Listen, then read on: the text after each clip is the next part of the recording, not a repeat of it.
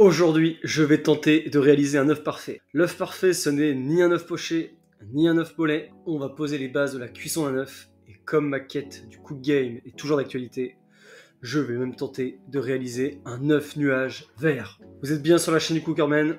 C'est parti pour un véritable massacre de coquilles.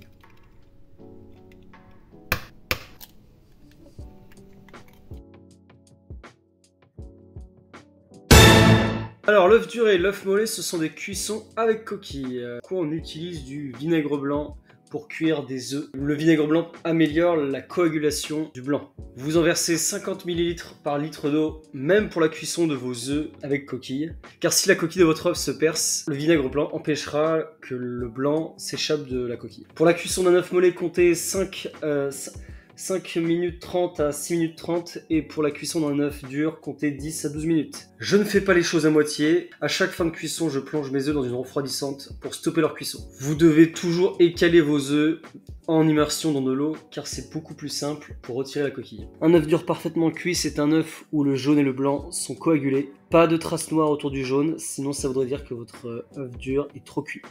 Pour l'œuf mollet, votre blanc est coagulé, mais votre jaune reste crémeux. Les miens sont peut-être un tout petit peu trop cuits puisque le jaune commence à coaguler.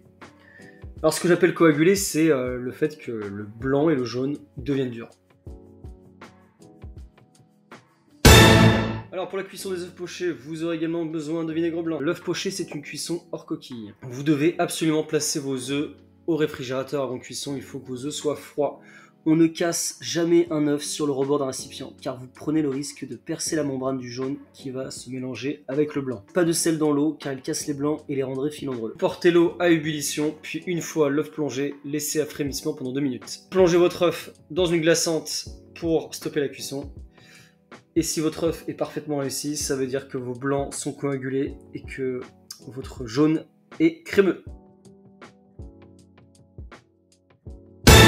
L'œuf nuage, grosse dédicace à Hervé Cuisine, le plus grand youtubeur cuisine en France. C'est lui qui m'a fait découvrir cette recette. Les blancs sont montés en neige, puis cuits, et le jaune reste crémeux. Rappelez-vous, je cherche à être le boss du cook game. Je vais tenter de réaliser des œufs nuages de couleur verte.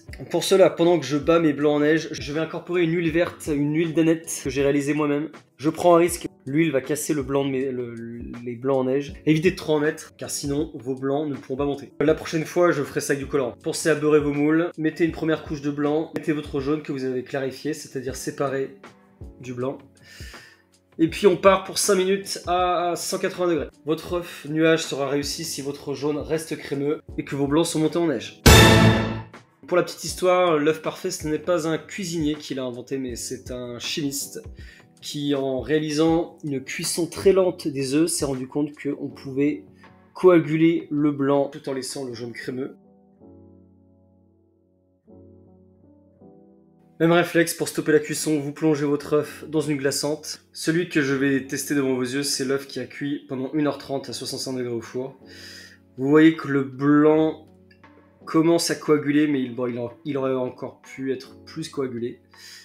Mais votre jaune est parfaitement crémeux.